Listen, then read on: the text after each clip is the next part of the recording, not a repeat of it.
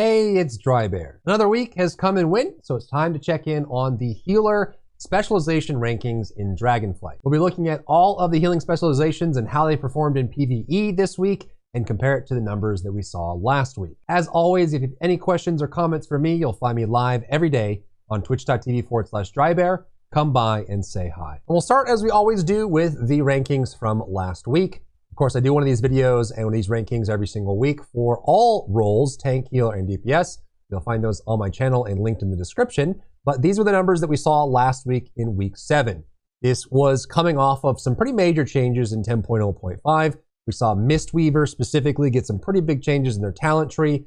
Holy Priest got some buffs. Restoration Shaman got some buffs that didn't really have as much of an impact as we had hoped. And Discipline got some major reworks that end up having a strong impact in Mythic Plus, primarily because of their power radiance getting doubled, but didn't have as much of an impact in Raid. So let's see what another week of time spent on those changes has done. And there's also some changes coming into the reset on Tuesday that will affect these numbers for next week. And boom, here we are for week 8 healers ranked in Heroic Raid, Mythic Raid, and Mythic Plus. Again, I like including Heroic Raid because the numbers end up being different just because difficulty scales and changes how you do group size and all that. Plus the numbers can be overall higher. So this is where we're at right now with the healer rankings.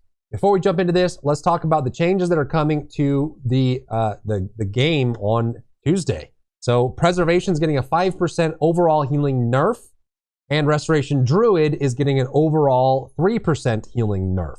So I think we're kind of on this fence for quite a while. Restoration Druid and Preservation Evoker have been, for lack of a better word, pooing all over the specializations in the game for Season 1. That hasn't changed all since the start of Season 1 for 8 weeks, for 2 months. Preservation and Restoration Druid have just been insanely bonkers out of control.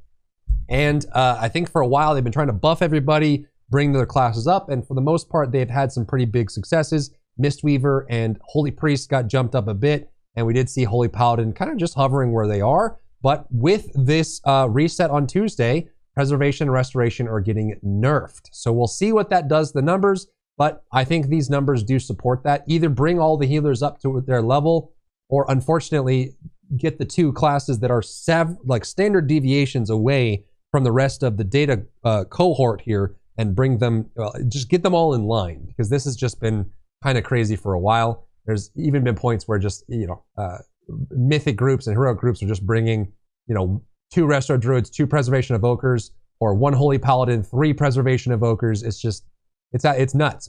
So let's go through the rankings of the healers in the overall ranking of their categories stacked together. Starting at the top, unsurprisingly, is Preservation Evoker. Now, we did see some changes in 10.0.5 to their temporal anomaly. They were able to apply echo to everyone inside. Those shields would hit everyone inside, and they had some limitations on how they could spread that echo and utilize it.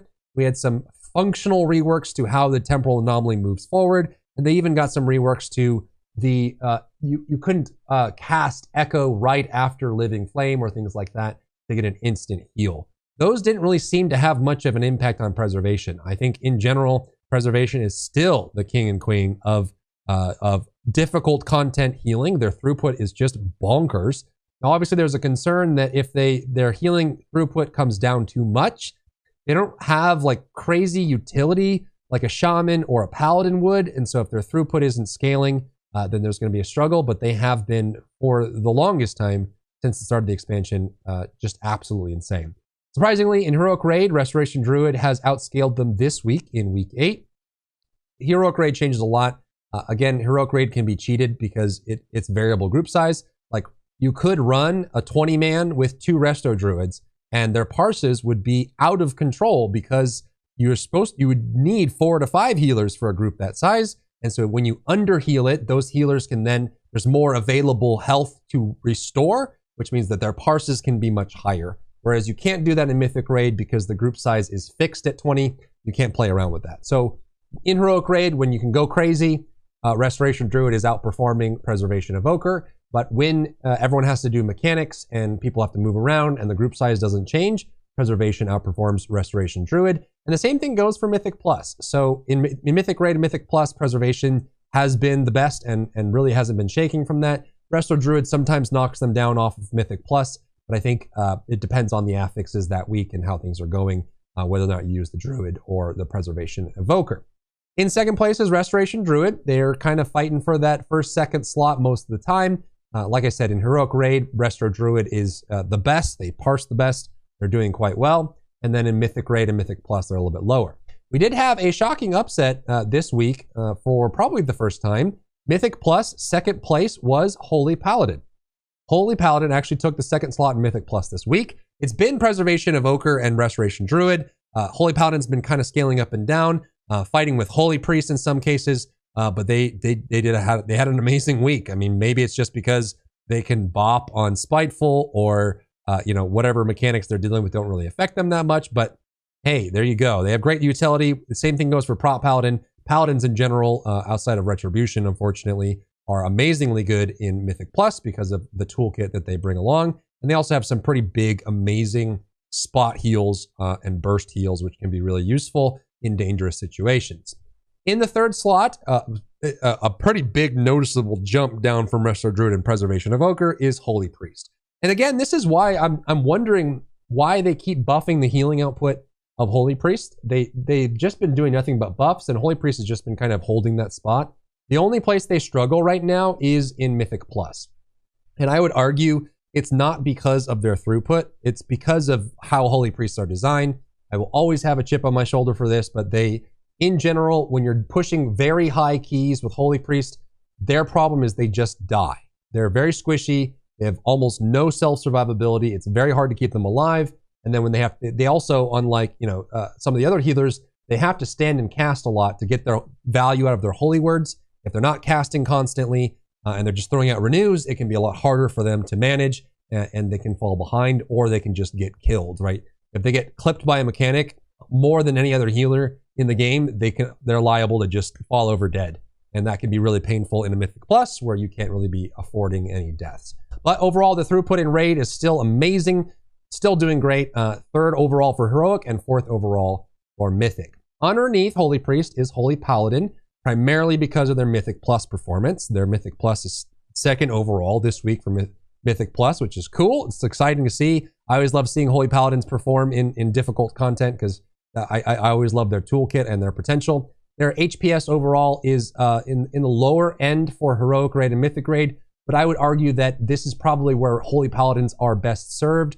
If Holy Paladins can only get high HPS when the other healers aren't doing well, right? So the other healers are underperforming, Holy Paladins get HPS, but for the most part, Holy Paladins they bring utility that no one else brings, and they bring some of the best spot healing in the entire game. So rather than trying to get as many rejuvenations or crazy echoes or dream breaths out on the entire raid to raise to get the most amount of healing done in a window, they focus on the people that are about to die. They spot heal those people, they burst them back up, and then they end up surviving long enough to get picked up by the wind of raid healers that heal everyone indiscriminately, and they also do great at healing tanks. So they have so many cool mechanics that do that, and historically, even if their HPS is low, they still get brought in most content because they're so good at that and they do it better than anyone else. So them being lower in Raid but higher in Mythic Plus is probably where they should be, and I would argue that Holy Paladin is in a great spot right now.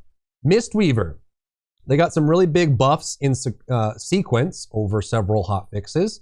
And then in 10.0.5, they got the return of Shylun's Gift from Legion and some changes to the caster playstyle. And since those changes, they've been doing noticeably better in Heroic Raid and Mythic Raid.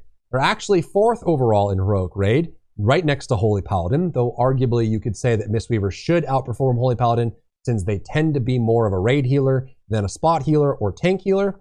And in Mythic Raid, they're actually third overall. This could be just because Mythic guilds are bored and they're trying to test out other healers. And since Mistweaver got reworked, they wanted to try to see how high they could push it. And it turns out they can push it quite high. But the problem with Mistweaver that has been unchanged since the start of the season is that they are the lowest in Mythic Plus. They struggle the most in Mythic Plus more than any other style of content. The fist weaving playstyle or the casting playstyle that we just got.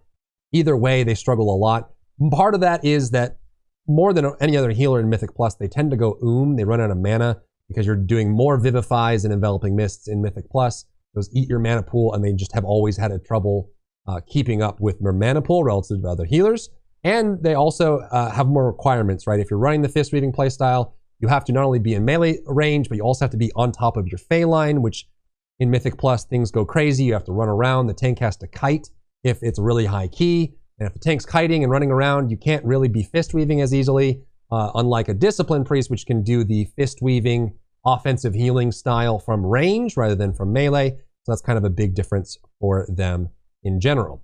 Underneath Mistweaver is Restoration Shaman. They are getting some changes in the next update as well as 10.0.7. They've kind of been at the bottom for most of the season, just beating out Discipline in raid, and they are actually, significantly above Discipline. I would say they're probably at the lower end of overall parses. Restoration Shamans can still excel. They still have some of the best raid cooldowns with Spirit Link Totem. They have tons of movement options. They can cast while healing, which not every healer can. And they have some really, they have ranged interrupts, which is great for Razageth. It's great for Dathia. So you have all these cool utilities. They can reincarnate. They can do reincarnation totems. They can res someone without a battle res. Like, they have all these crazy options. They can remove fears, so they have all these crazy tools that make them viable and brought for that more than just their throughput. Though I would put Restoration Shaman in the raid healer category. I don't think they're particularly good at spot healing. They can, it's just very mana intensive.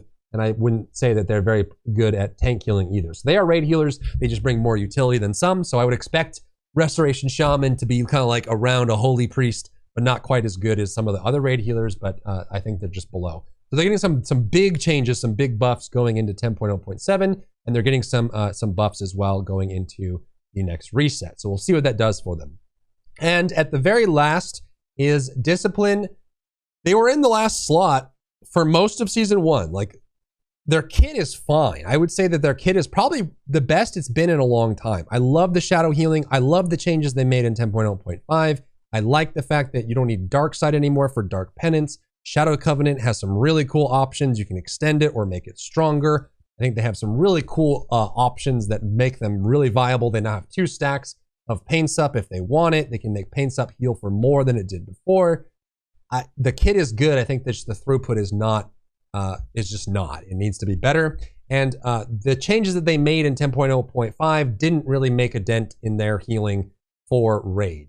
What they did is they made Flash Heal, Renew, and Power Word Radiance much better. And then they added those Pain Sup changes and the Shadow Covenant changes as well, which didn't really affect their raid. If you look at high parses for Discipline Priest in Mythic Raid and Heroic Raid, almost 50 to 55% of their healing is Atonement. And none of the changes that were made to them really affected their atonement much, so it didn't really have a major impact. But doubling Power Word Radiance heals in 10.0.5 definitely helped them a lot in Mythic Plus. A lot of their upfront healing is much better. They can rely on Power Word Radiance to heal, not just Power Word Radiance into Atonement on top of it to apply Atonement. So it ended up making them quite good in Mythic Plus. They're actually doing quite well. They're in the top 4. They're pretty close to Resto Druid in score this week for key completion. And they're outperforming Resto Shamans, Holy Priests, and Mistweavers for the reasons that we just talked about. So I think Disc is in a good spot. I think they probably do need some atonement buffs